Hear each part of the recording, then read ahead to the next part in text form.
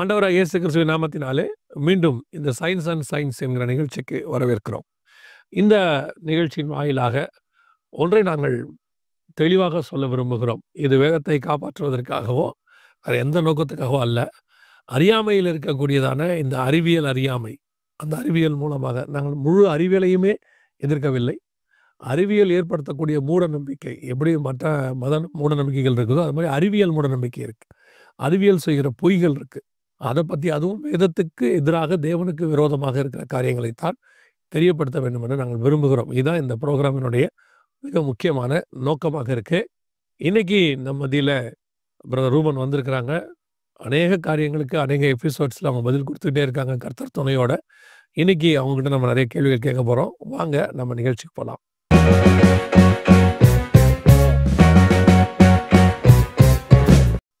Price Lord brother. Praise Lord. Thanks for coming. Thanks for your invitation. மீண்டுமாக இந்த நிகழ்ச்சியில் உங்ககிட்ட மிக முக்கியமாக ஒரு கேள்வியை நான் கேட்கணும்னு விரும்புகிறேன். 2012-14 நாங்கள் ஊழியம் செய்து கொண்டிருந்த போது பிற நாடுகளிலிருந்து ஒரு மிக முக்கியமான உபதேசம் சபைகளுக்குள் வர தொடங்குச்சு. அதுக்கு பேர் நியூ ஏஜ் மூமெண்ட் அப்படின்னு சொல்லுவாங்க. அப்போ இதை குறித்து சபைகளுக்கு ஒரு விழிப்புணர்வு கொடுக்கறதுக்காக நாங்கள் பேசிகிட்டு இருந்தோம். இப்போ இந்த நியூ ஏஜ் மூமெண்ட் அறிவியல் ரீதியாகவும் அது என்ன செய்யுதுன்னு கேட்டால் அப்போ மத ரீதியாக உள்ள வந்துச்சு. அப்போ நாங்கள் சபைகளுக்கு அதை போதகர்களுக்கு சொல்லிகிட்டு இருந்தோம். இப்போ அது இந்த சயின்டிஃபிக் ஏத்திசம் நம்ம சொல்லக்கூடியோம்ல, அந்த மாதிரி அறிவியல் ரீதியாக இப்போது எல்லா பக்கமும் உள்ள நுழையிறதை எங்களால் பார்க்க முடியுது. அதோ சம்மந்தப்பட்ட கேள்விகள் கேட்க தான் இந்த நிகழ்ச்சிக்கு வரும். முதலாவதாக இந்த நியூ ஏஜ் மூமெண்ட்டு நாங்கள் சொல்லுவோம் நியூ ஏஜ் ஸ்பிரிச்சுவாலிட்டி அப்படின்னு சொல்கிறாங்க. அதை பற்றி நீங்கள் என்ன நினைக்கிறீங்க? Praise Lord. Once again thanks for your invitation. இதுக்கு போகிறதுக்கு முன்னாடி ஒரு சின்ன இன்ட்ரோ கொடுத்துட்றேன். இதனுடைய அடிப்படை என்னங்கிறதையும் பார்த்துடலாம். பல வருஷத்துக்கு முன்னாடி திருபாய் அம்பானி அப்படின்ட்டு நம்ம இந்திய நாட்டுடைய மிகப்பெரிய பிஸ்னஸ்மேன், அவர்கிட்ட கேட்குறாங்க. அவர்கிட்ட கேட்கும்போது உங்களுடைய சக்ஸஸ்க்கு என்ன காரணம், அதனுடைய ரகசியம் என்ன அப்படின்னு கேட்கும்போது அவர் சிம்பிளாக சொல்கிறார், எல்லாமே எங்கள் அம்மாவோட ஆசீர்வாதம் தான். இது அவருடைய பயோகிராஃபி புக்கில் ரெக்கார்ட் ஆகிருக்கு, புக்கில் இருக்குது. எதுக்கு நான் சொல்கிறேன் அப்படின்னா, மனுஷங்க அவங்க கடவுளை நம்புகிறாங்களோ மறுக்கிறாங்களோ ஏதோ ஒரு விஷயத்தில் அவங்க நம்பிக்கையை வச்சு தான் ஆகணும். மனிதர்கள் நம்பிக்கையின் அடிப்படையில் தான் இருக்கிறாங்க. அப்படி இருக்கிறாங்க, ஏதோ ஒரு விஷயத்த நம்பி தான் ஆகணும். அவங்க ஒருவேளை கடவுளை நம்பாமல் இருக்கலாம். கடவுள் ஏத்திசம் இருக்கு இல்லையா, அது ஒரு விதமான நம்பிக்கை தானே. கடவுள் இல்லை என்று அவங்க நம்புறாங்க. எவல்யூஷனுங்கிறது இன்னொரு நம்பிக்கை. பரிணாம வளர்ச்சி கொள்கை, பரிணாம வளர்ச்சி இப்படி உருவாகி இருக்கலாம் என்று அவர்கள் நம்புறாங்க. இது மாதிரி பல இசம்ஸ் இருக்கு. கம்யூனிசம்ங்கிறது ஒரு நம்பிக்கை. இது எல்லாமே ஐடியாலஜி தான். ஒரு மனுஷன் கடவுளை நம்பலைங்கிறதுக்காக அவன் எந்த வித நம்பிக்கையும் இல்லாமல் இருக்கான்னு அர்த்தம் கிடையாது. அவன் வேற ஏதோ இதை நம்பிட்டு இருக்கான். மாற்றாக வேற ஒன்று நம்பிட்டு இருக்காங்க. இதில் என்ன ஒரு ரொம்ப முக்கியமான விஷயம் அப்படின்னா, அவன் மெய் தேவனை மறுதலிச்சு வெளியில் போகும்போது இவன் எதுக்கு எலிஜிபிள் ஆயிடுவான்னா, he will believe anything. Okay, கடவுளை ஒருத்தன் மறுதலிச்சு கடவுளுடைய வார்த்தையை அவன் விட்டுட்டு போகும்போது அவனுடைய மனம் எதுக்கு பக்குவமாயிரும்னா, எதை வேணாலும் அவன் நம்ப ஆரம்பிச்சிருவான். ஒரு இடம் வேக்கண்ட் ஆயிடுச்சுன்னா அதில் எதை வேணாலும் போட்டு ஃபில் பண்ணிக்கலாம். எக்ஸாக்டாக சொன்னீங்க. ஓகே, அதில் அவங்க நிறைய ஞானிகளாக யோசிக்கிறோம் அப்படிங்கிற மாதிரிலாம் சொன்னால் கூட அது அப்படி இல்லைங்கிறதுக்கு தான் இந்த மொத்த எபிசோடுமே. ஓகே, ஸோ கடவுள் நம்பிக்கையை எடுத்துட்டு அந்த இடத்துல பலவிதமான நம்பிக்கைகளை போட்டு ஃபில் பண்ணிக்கிறாங்க. அவங்க பேஸ்லெஸ் நம்பிக்கையை போட்டு ஃபில் பண்ணிக்குவாங்க அவங்க.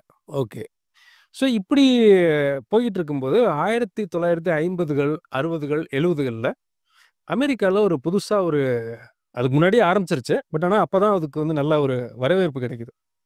அது என்னென்னா நியூ ஏஜ் ஸ்பிரிச்சுவாலிட்டி. ஓகே, இந்த நியூ ஏஜ் ஸ்பிரிச்சுவாலிட்டி வேறு வேறு பிராண்டில் வரும்.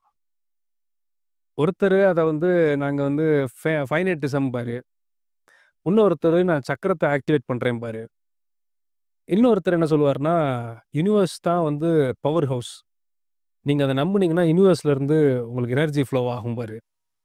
இன்னொருத்தர் மூச்சு பயிற்சி பண்ணால் ப்ரெஷர் குறையுங்கிறது எல்லாருக்குமே தெரிஞ்ச விஷயம். மூச்சை இழுத்து விட்டா ப்ரெஷர் குறையும். ஆனா இது எந்த எக்ஸ்டென்ட்‌க்கு போயிருச்சு அப்படின்னா, 2 சாமியாருங்க போய் கேஸ் போட்டாங்க அமெரிக்கால. என்ன கேஸ் அப்படின்னு கேட்டா, நான் ஒரு மூச்சு பயிற்சிய குறிப்பிட்ட ஒரு ஒரு ஹியூமிடிட்டி என்வைரன்மென்ட்ல நான் ஒரு மூச்சு பயிற்சிய கண்டுபிடிச்சு வச்சிருக்கேன். என்னோடத அவர் காப்பி அடிச்சுட்டாரு. அப்படின்னு ட்ரேட்மார்க் பிரச்சனைலாம் நடந்துச்சு அங்க. அப்புறம் அவங்க சொல்றாங்க, மூச்சு பயிற்சிக்கெல்லாம் ட்ரேட்மார்க்லாம் பண்ண முடியாதுங்க. இதுக்கெல்லாம் வந்து சட்டம் அனுமதிக்காதுன்னு அவங்க டிஸ்போஸ் பண்ணத நீங்க திரையில பார்க்கலாம். இன்னொருத்தர் என்ன சொல்லுவாரு, பாசிட்டிவ் எனர்ஜி, அப்புறம் நெகட்டிவ் எனர்ஜி. நீங்க இந்த பொருள உங்க வீட்டுக்குள்ள வச்சீங்கன்னா பாசிட்டிவ் எனர்ஜி ஃப்ளோ ஆகும். ஐயோ! அந்த கொடுமைகள நான் ரொம்ப பார்த்துருக்கேன். அதாவது நீங்க போன இதுல ஒண்ணு சொன்னீங்க. இந்த ஐக்யூவே இல்லாத ஒரு ஆளு. அந்த மாரி ஆட்கள் சொல்றத கேட்கணும்னா நமக்கு ஐக்யூவே இருக்கக்கூடாது. ஆ சரி நம்ம அத எக்ஸ்ப்ளைன் பண்ணணும்னா ரொம்ப இதா இருக்கும். நீங்க சொல்லுங்க. ஸோ இது மாரி மல்டிபிள் பிராண்ட்ஸ்ல வரும். இத எப்படின்னா, நம்ம சென்னையில வந்து இந்த ஃப்ரூட் மிக்ஸ்சர்ன்னு ஒண்ணு குடுப்போம் இல்லையா? ஆமா. பலரசம். எல்லா எல்லா பழத்தையும் பழத்தையும் போட்டு அடிச்சு. இதுல இல்லாத டொமைனே இருக்காது. டெக்னாலஜி சேர்த்துக்குவாங்க. டாக்டரா இருக்காருன்னு வச்சுக்கங்க. இத ப்ரீச் பண்றவரு டாக்டரா இருக்காரு. ஃபார் எக்ஸாம்பிள் டாக்டர் சோப்ரான்னு ஒருத்தர் இருக்காரு அமெரிக்கால. அந்த நியூ ஏஜ் ஸ்பிரிச்சுவாலிட்டின்னு ரொம்ப பிரபலமா பேசப்படுறவர். அவரெல்லாம் மெடிசின சேர்த்துக்குவாரு உள்ள. பிலாசபர்ஸ் வந்து பிலாசபி சேர்த்துக்குவாங்க.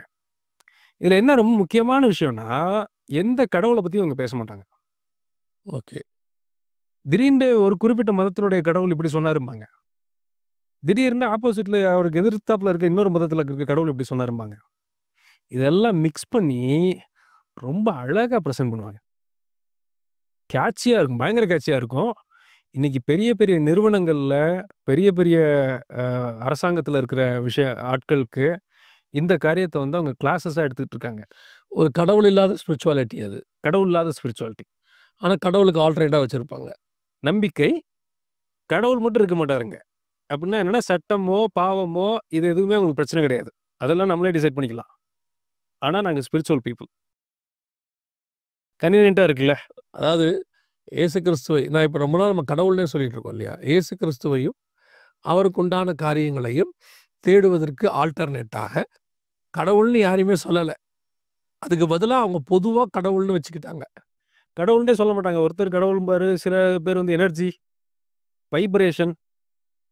நீங்க பாருங்க, இந்த தாயத்த நீங்க கண்ண வச்சு பார்த்தீங்கன்னா, அது மூவ் ஆகும்பாங்க.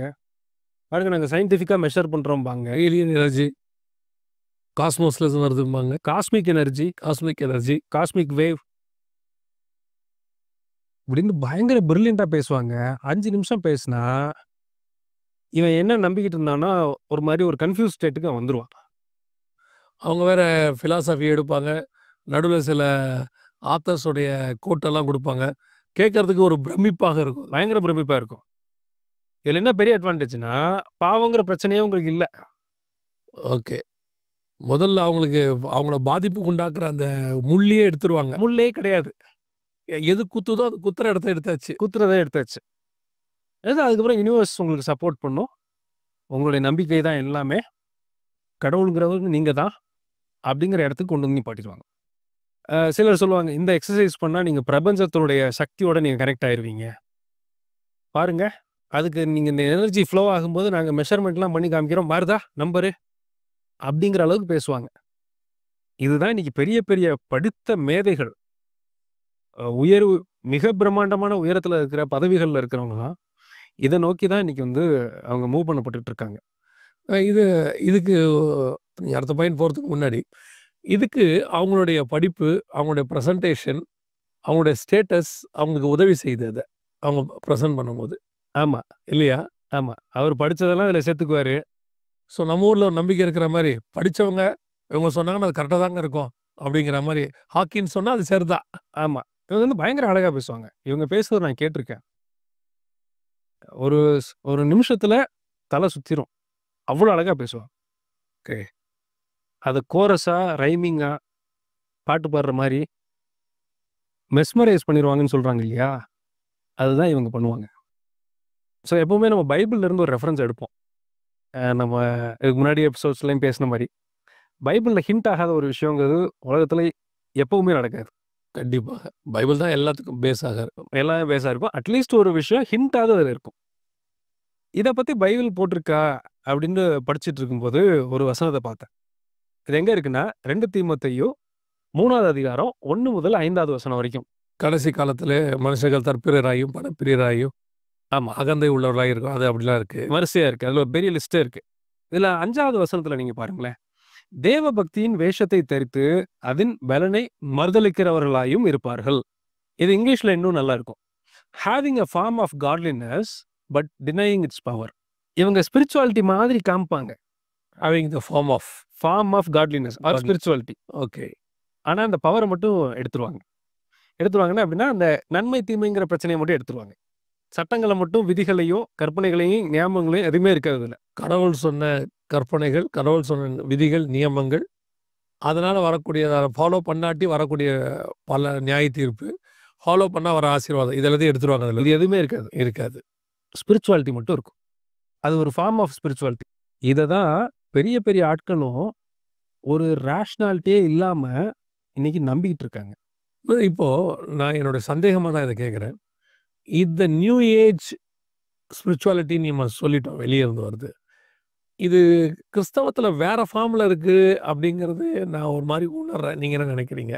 இப்போ கிறிஸ்தவத்துலேயும் ஒரு வகையான உபதேசம் காடுங்கிற இடத்த மட்டும் வச்சுக்கிட்டு, அந்த காட் சொன்ன விதிகள், நியமங்கள், நியாய தீர்ப்புகள் இது எல்லாத்தையும் எடுத்துட்டு, அதனால கிடைக்கக்கூடியதான பலன்கள், ஆசீர்வாதங்கள், அதனால கிடைக்கக்கூடிய மேன்மைகள் இதை மட்டும் ஃபோக்கஸ் பண்ணிட்டு, இன்னும் சொல்ல போனா சிலர் இயேசு கிறிஸ்துங்கிற வேர்டை கூட யூஸ் பண்றது இல்ல.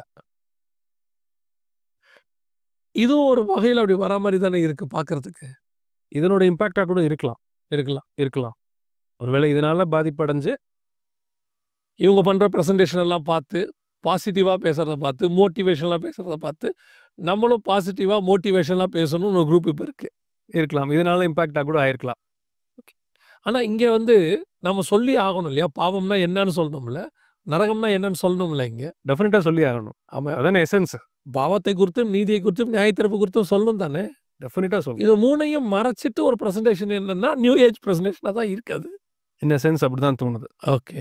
சரி, நீங்க இது சொல்லுங்க. இப்போ இதுக்கு ஒரு 2 எக்ஸாம்பிள் பார்ப்போம். பாலோ கோலியோ அப்படின்ற ஒரு உலக பிரசித்தி பெற்ற ஒரு ஆத்தர். அவர் ஒரு புக் எழுதுறாரு, ஆல்கெமிஸ்ட் அப்படின்ட்டு.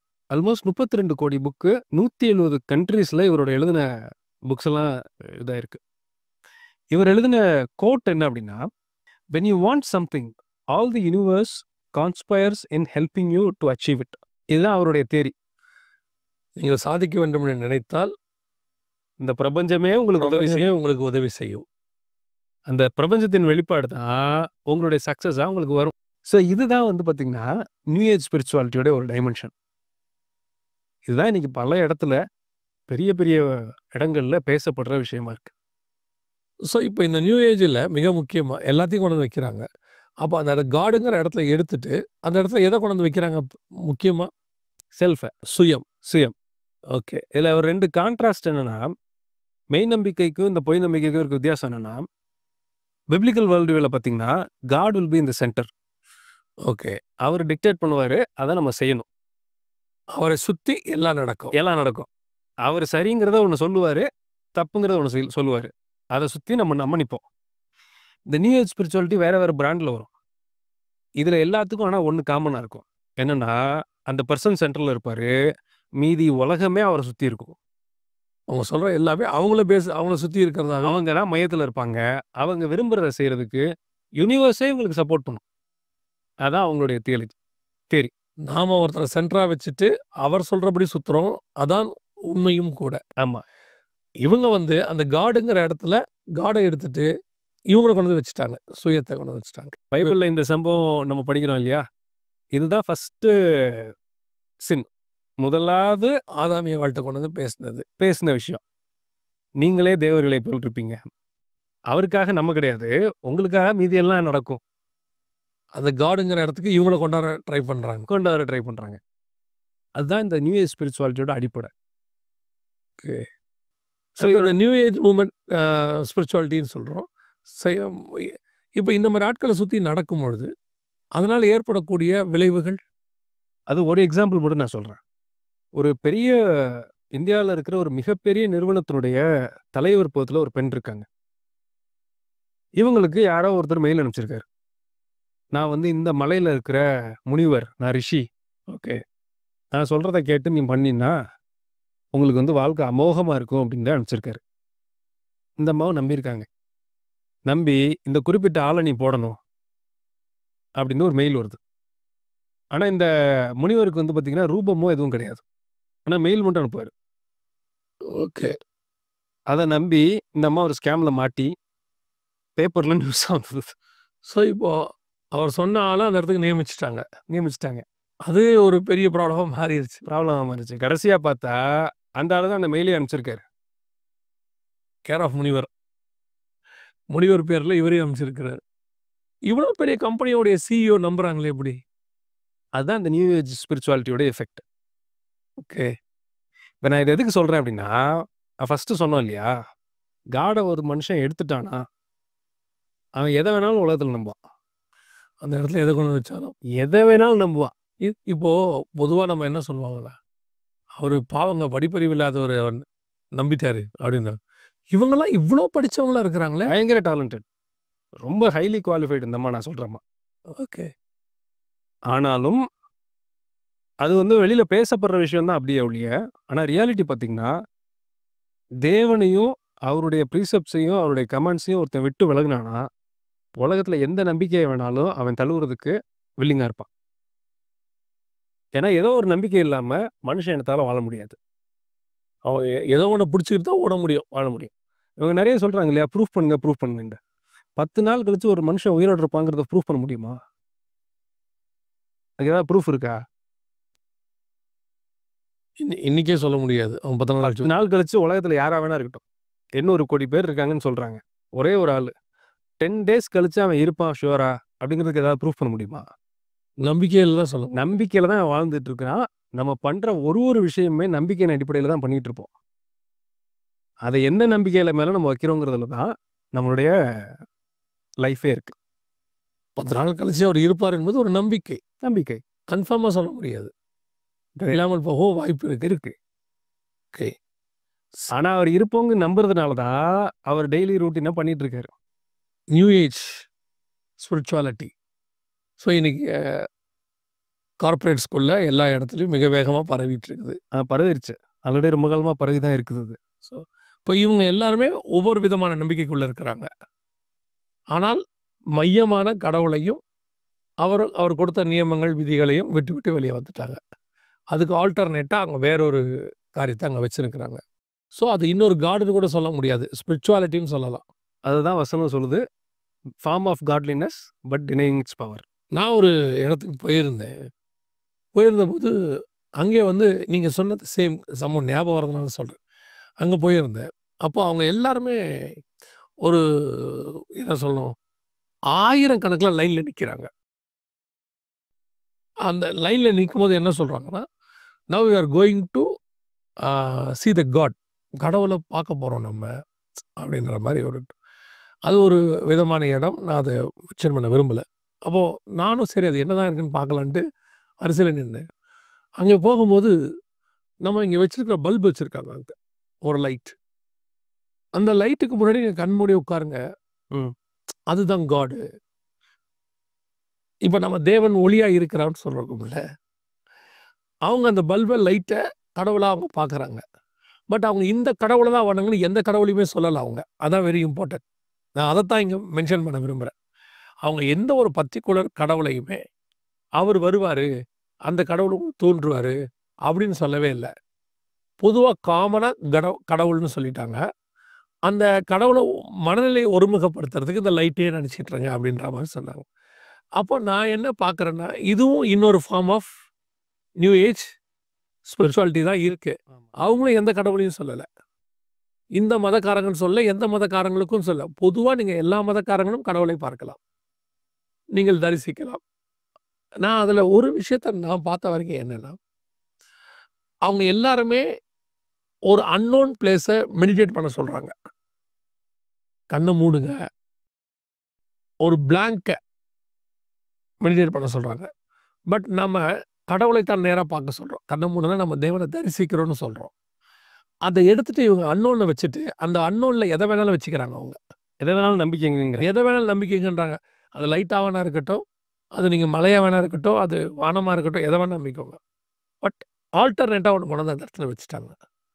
அதுக்கு இவங்க கடவுளுங்கிறதான கான்செப்ட்ட குடுக்குறாங்களே ஒழிய, இதுதான் கடவுள், என்னதான் கடவுள்னு அவங்க எக்ஸ்பிளைன் ஸோ நான் என்ன சொல்ல முடிக்க விரும்புகிறேன் அப்படின்னா, there is no alternate for God. இயேசு கிறிஸ்து ஒருவரை மட்டும் தான் தேவனாக இருக்கிறார். வானத்தின் கீழெங்கும், பூமியின் மேலெங்கும் அவர் நாமம் அல்லாமல் வேறொரு நாமம் இல்லை. அந்த நாமத்துக்கு மையமா வச்சு தான் எல்லாமே நடக்குது. வானத்தில் உள்ளோர், பூதலத்தோர், பூமியின் கீழ் உள்ளோர் யாவரும் அந்த நாமத்துக்கு முன்பாக முடங்கும் தான் இருக்கு. ஸோ இந்த மாரி விசுவாசிகளை அல்லது மக்களை இந்த நியூ ஏஜ் ஸ்பிரிச்சுவாலிட்டி பல வகையில் உங்களையும் வந்து தாக்க வாய்ப்பு இருக்கு. நாலேஜ்ஃபுல்லா வரும், சயின்டிஃபிக்கா வரும், அல்லது வந்துட்டு ஒரு நியூ டாக்ட்ரின் போல வரும். அது வந்து உங்கள அட்ராக்டிவா வரும். பயங்கர இன்டெலெக்சுவல் வேர்ட்ஸோட வரும். ரொம்ப கேர்ஃபுல்லா இருங்க. இது உங்கள நாளைக்கு எந்த அளவுக்கு பாதுகாக்கிறதுக்கு இந்த ப்ரோகிராம் பிரயோஜனமா இருக்கும் அப்படின்னு நாங்க எதிர்பார்க்கிறோம். உங்களுடைய கமெண்ட்ஸ் எல்லாத்தையும் எங்களுக்கு எழுதுங்க. உங்களுடைய கேள்விகள் இருக்குமானால் அத மெயில் ஐடிக்கு, சகோதரனுடைய வாட்ஸ்அப் நம்பருக்கு அனுப்புங்க. சகோதரனுடைய ப்ரோகிராம அவருடைய யூடியூப் சேனல் ஒண்ணு இருக்கு. அதிலயும் நீங்க போய் பார்க்கலாம். கர்த்தருக்கு சித்தமானால் தொடர்ந்து இதேபோல கேள்வி பதில் நிகழ்ச்சியோடு கூட உங்களை சந்திக்கிறோம். எங்கள் ஊழியங்களுக்காக சகோதரர்களுக்காக ஜெபித்துக் கொள்ளுங்கள். God bless you. Thank you brother. Thank you.